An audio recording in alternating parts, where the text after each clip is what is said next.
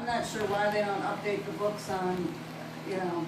Yeah, because that's all what I the was going to say textbooks- anyway, right here. Right, all the textbooks seem to have the old film days where you split it in half and you do 2 on 1, but. Now that's not so much of a problem, so we're just going to use the entire cassette for each image. So to position your patient, it's going to be PA. You're going to put the center of the wrist right on the center point of the cassette. Now I know a hand projection, you would have the fingers straight, not curled, straight as possible. But that raises the wrist slightly. So for the wrist, you're going to have your patient, I like the term Travis used at Blake, have him make a loose fist. And that lowers the wrist down to just get that slight decrease in OID.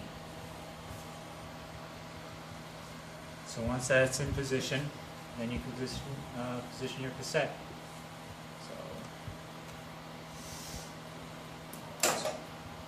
So your central beam, central ray is going to be pretty simple, right on the center of the wrist. You can feel the ends of the radius and ulna, so that's the beginning of your wrist. You're going to be right at the central point of that. And you're going to be aligned lengthwise, straight along the arm, straight down the third digit. And for collimation, we're going to collimate about 2 inches lengthwise to either side of the joint and about 1 inch to the side, to either side. And I don't know if there's a preference in SIMS, but what we were told in clinic was for this projection we would put the marker on the lateral side of the patient. Is that the lateral side of the patient?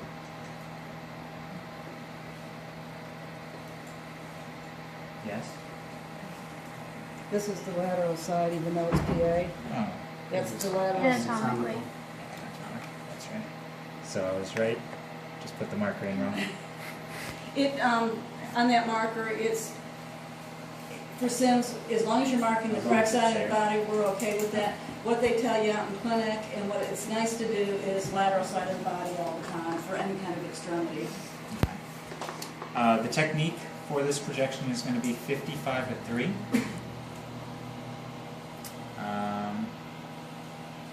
And back on collimation real quick, the 2 inches and 1 inch. Nice rule of thumb that I found works is you'd center up and then bring your collimation to basically the MCP joint. And that'll Now, if cover that's both an ER sides. patient and that's trauma, it's okay to open it a little bit more and include, because sometimes when they're saying there's a risk fracture, now if she's coming in for arthritis, then what you had would be perfect. But if it's a trauma patient, you want to open up more, just to get Just more of the make use risk. of the whole cassette. You can, just because what we've seen a lot of times is they're complaining about wrist pain, but you have a spiral fracture down in here. Oh, okay. For you at MDC, it's going to be more for arthritis that you're doing it, and if it's for arthritis, then we don't worry about that. Okay. And you just keep it close, because if you have a nicely collimated beam, you have a higher contrast, it's a nicer image, but I can tell you the ER, especially over at Blake or Manatee, when you have some pretty good traumas there, Mhm. you're going to want to open it up. Okay. So for SIMS, do we keep it at 2 inches or open it up? They're going to go by what your patient says for their history. So if they're just complaining of a little arthritis or some pain, then, but if they have some major trauma, I would open it up. Okay. The next projection is going to be an oblique, which is very simple. You just turn the hand like so. Your central ray is going to be basically the same. The way the book said was to center it on the scaphoid. But I mean, it's pretty self-explanatory where to put the beam. Right there in the center of the wrist. Most patients, I'm sure, can hold the 45-degree angle. Go ahead and straighten the fingers. They don't need the loose fist for this. So I'm sure most of them can hold a 45-degree angle. I'm not sure we have a 45 sponge. Is that a 45? Mm-hmm. The one side. This one? I would like to use a sponge on this. I like the reasoning the textbook gives in that these exams commonly have follow-up. I think this is your... I don't think either's a 45. That's why I didn't grab it. I couldn't find one. So that looks higher than 45. That looks Yeah. more like a 60. Does it say it No, that looks like a 45. right here? Yeah, this one has a finger. I don't think Yeah, that that- is. We can find out real quick. You do that trick with the... Is there a protractor in there? Oh my God. If you ever get this out in clinic, I was wanting one last week because there's a similar sponge in the other lab and I didn't think it was 45. Did you see how, yeah, did you see how excited? I was in there like, I wish I had a protractor right now. This lab is complete. The That lab looks- is complete. looks pretty close to the 45. Is there right? I'll use it. It's close. Close enough. For the sake of this, Close enough for sure. Yeah. for the sake of this I'm good. demonstration, this is a 45-degree sponge. So you're going to keep your central ray centered on the wrist, wherever the patient's comfortable. I was saying this procedures on extremities commonly have follow-up exams, so to ensure you're duplicating the positions for the radiologist, I would like to use a sponge to ensure the same angle is carried through follow-ups. But how are you going to assure if you're doing the follow-up and somebody else did the first positioning, how do you ensure that it's going to be the same? I would hope they're competent. Ooh. Okay. I mean, this is a 45-degree sponge, so obliques at 45. Well, you're So doing it right at least, yeah, yeah. I know that I'm at 45, so that's what I meant by that. Okay, that came off sounding a little... Sorry. Wow. So the patient's gonna straighten their fingers, straighten the thumb, because you don't want any joints unnecessarily closed in the wrist.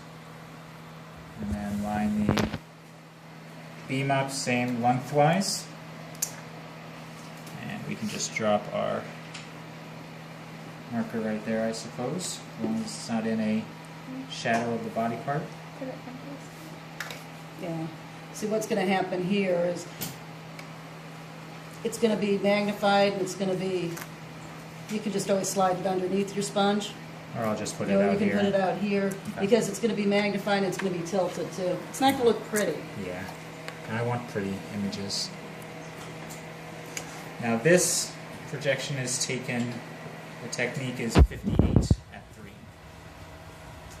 Simply because the angling causes you a little more thickness of tissue.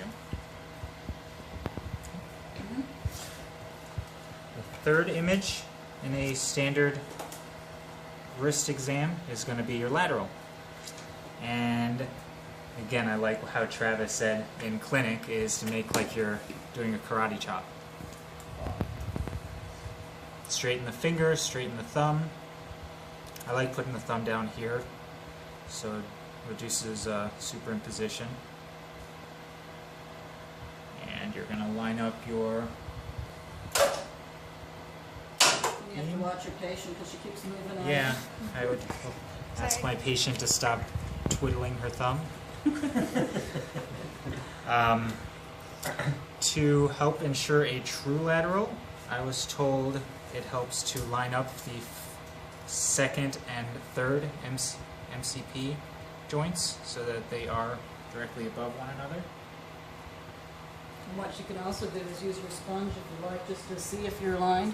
You put this back to here. That's a straight surface, so if they're lateral like that. Okay. It's another way to do it. please stop fidgeting. You're making her hold that position for a while. I can tell you're a student.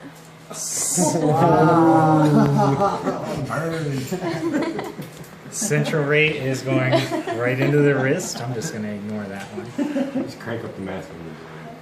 We're going to do this one at about 300. No, I'm just kidding. We're going to do this one. The technique for this is going to be 60 at 3. Again, just because the lateral, you've got a thicker She doesn't need a shield anymore. Yeah, for this one, I don't think we need a shield. So that's the 3 views of a standard. Now I know I didn't specify, but the collimation is the same throughout. About 2 inches lengthwise to either side of the joint and about 1 inch outward to either side of the joint. So that's the 3 views for a standard wrist examination. Be Now there's careful when you say that. What do you mean by standard? the 3 when it just says, when there's an order for just a wrist, it's just PA, oblique, and lateral? Or do you always do that 4th one? There's always some kind of scaphoid, except for Manatee. Okay. People at Manatee don't listen to this, but there's usually, I'll get to you guys. Usually a wrist has 4 views, Okay. and even Manatee has 4 views. That no matter how they go about it, they'll do the 3 that you just did, and then you have to do something for the scaphoid, because in a regular PA, the scaphoid is superimposed on itself. Okay, so So that's we what need I'm to about do, to so do. you're gonna do the scaphoid now, so that's usually included in every hospital includes that scaphoid. Manatee, they don't do the scaphoid, they do one for the pisiform, and what they're doing is that another oblique, instead of, they'll do the PA, the oblique, the lateral, and then they do an AP oblique, and then that brings that pisiform bone right out. So that's gonna be the 4 that you would do at Manatee. Okay. I learned something. Yeah. So then the 4th image is going to be what's called the Stetcher method PA of the wrist. And your Stetcher, S-T-E-T-C-H-E-R. Stetcher method is, when you hear method, it's named after somebody that invented this view. So some guy named Stetcher came up with this. So what we're going to do for this is the patient's going to go into a PA position, and we're going to actually angle both the patient and the cassette, like so, 20 degrees. And you can do it one of 2 ways. I think this is the simplest way, to simply get a 20-degree sponge and put it right under the cassette. The other way is to have the cassette flat and angle your tube 20 degrees towards the proximal portion of the arm, towards the elbow. So you're at 20 degrees, and then you're going to take this like any other PA wrist from here on. So you're going to do I need to lower the, still want to lower OID, Mhm. so Yeah, you don't loose want the fist. OID. And center of the beam. Same collimation. And like Madeline said, the point of this exam is in a normal PA, the scaphoid is slightly angled, which makes it superimpose onto itself. So the angling actually completely flattens the scaphoid bone and lengthens it, and you get to see it in its entirety. Are you still at 40 inches? No. Because of the angling in this case, where I use a sponge, now my SID is reduced, so I need to go up to compensate. How far up do you To 40. I need to just maintain that I'm still at 40. Do you measure from the center way, or do you measure? Yeah, what you want to do is bring it so it's going right from this right to the center, because when you go at an angle like this, you're going to end up with more OID or more distance here. So if you bring this, bring your tube so it's like this part of the, if you want to do it totally accurate, which I know Dennis does, you're gonna go right to the center where your central ray is, I gotcha. okay? Yep. So that way you're accurate on your measurement here. And then I that's can- something I see a lot of times students will be taking the tape down and going in all different Oh, directions. jeez. I just dropped it.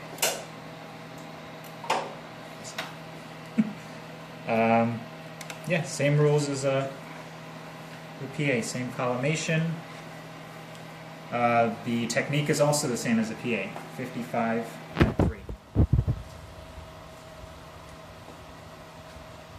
And those are my 4 views. Did the book, and I honestly don't remember what the book says about this one, did they tell you to include all the carpals or just to the scaphoid itself? I'm not sure I understand the question. Get all the carpals like right here, how I have all the carpals? Or you mean because like this is this? just for the scaphoid. Does anyone have a book here? I Like just need- collimation? Yeah, the collimation, just going right to the scaphoid. Just give me a Like instead of volume 1. Volume 1. Yeah. Volume 4. Yeah, because a lot of I'm in times chapter in 4. clinic, we just collimate right down to the scaphoid because that's all we care about. So if you clip these carpals over here, we don't care. Oh, the book has us do the same collimation as the Okay, PA. that's what I was asking. I wasn't sure what the book says. I just want to see. Pretty sure. Yeah, I'm sure you're right because you just looked at it.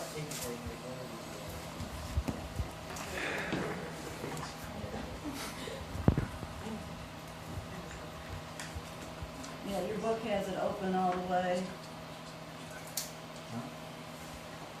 That's still 2 inches down, 2 inches up, right? Yeah, so And an from inch- center an ray, inch you're either gonna go side. 2. And then your It marker says would- 2.5. Marker but- would go down here. Yeah. For Sims, it's all that matters is a marker's in the image, Yeah, and okay, it's yeah. not on a Okay. sponge like I added, so it doesn't look weird. So, Yeah, according to the textbook, it does, which I don't even know why I questioned you about that, but it tells you to open it up, but just be careful what your clinics say, because really for that scaphoid, you're only doing it for the scaphoid, so you really don't need all the carpals. Okay? So you would collimate in? You can, because all you're looking for is that scaphoid right over here. Why wouldn't you put the central ray there then? Well, that's why the book, I think, says to put the central ray right at the scaphoid. There's, in your book, which you're responsible for too, which I didn't make Dennis responsible for, is a ulnar deviation too. should be, Okay, so what you're gonna do is you're gonna take out your sponge for the ulnar deviation. oh, for the flat, okay. Mhm. Okay, then you remember now I took the sponge out, so now my distance is off. So I think this is probably it. What am I, 40?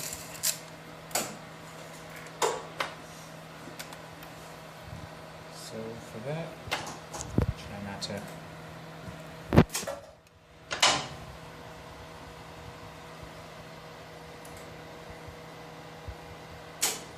And that's gonna be all you need for that ulnar deviation. Now, if your patient can't really do this very well, or sometimes you don't get that superimposition, you gotta leave it open for the marker like Dennis did, and see how we're clipping over here, but we don't care.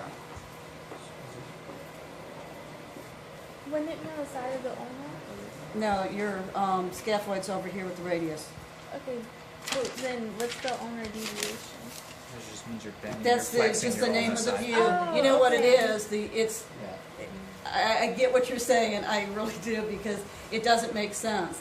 This, to me, should be radial deviation, because you're deviating from the normal for the radius, but that's the way all the textbooks refer to this as ulnar deviation, this is radial deviation. Okay, I didn't understand what it was, so I just Yeah. thought it had to do with the It's ulnar pretty much side. ulnar flexion. Well, yeah, and you were thinking of, long common sense lines, because that just, it still doesn't make sense to me to this day that this is ulnar deviation. Because when you think of the word deviate, it means away from the norm, so, Yeah. but that's the way it is. And actually, I hate to even admit it, that has bothered me, so I pulled out my old textbook from a million years ago, and they had it changed where this was radial deviation. So I really learned that as radial deviation, and this was ulnar deviation. And now all of a sudden, I don't know when it changed over the years, but now this is this is ulnar deviation this way. What Marie is in right now is ulnar deviation. Someone typoed some years ago and nobody caught it. Yeah, but the thing is, both textbooks are, Bontrager's. Just swapped images. Yeah. Makes you wonder about that. But both textbooks picked up on it, and that's the way it is in both Bontrager and in Merrill's. Now, if that's not enough superimposition, the book also says that you can add a 10 to 15 degrees angle towards the proximal, towards the elbow. So, do you want to... Sure.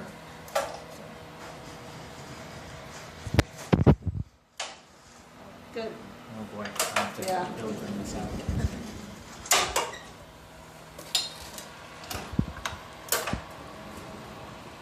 Good. Sorry for reaching over you, patient.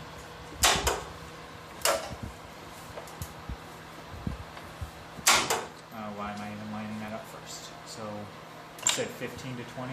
No, this is going to be Or 10 to 15. Yeah, because you're still in that ulnar deviation, so that by doing that ulnar deviation, it's straightening out the scaphoid, so it's elongating it, so it's not superimposed.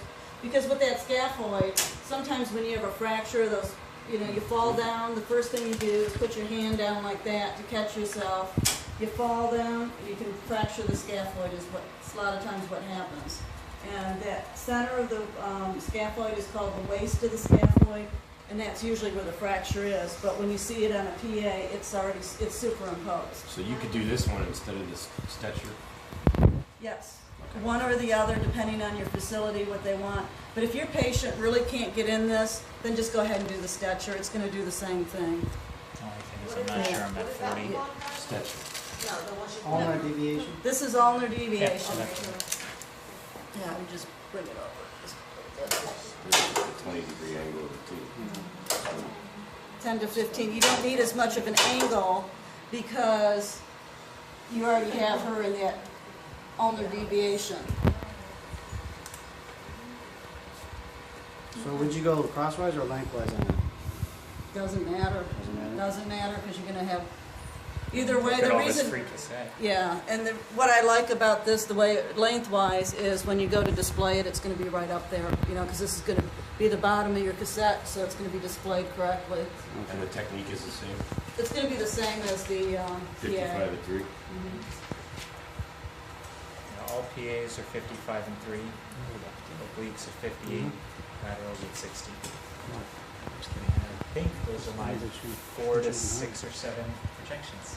Yeah, I just gave you just added an extra one in here. Sure. You just decided I don't to do mind. it. So that was good. I'm glad you stuck around and demonstrated that. So that would be what you could do. Most facilities do this for the scaphoid. They will do that ulnar deviation with the angle. I think most of them do that as opposed to the Stetcher. But if your patient's not going to do this, you can go ahead and do that because you're going for the same thing. It's all going for the scaphoid, so you can see it. And you said that was the most commonly broken? Of the carpals, yeah. And it's right there. Okay.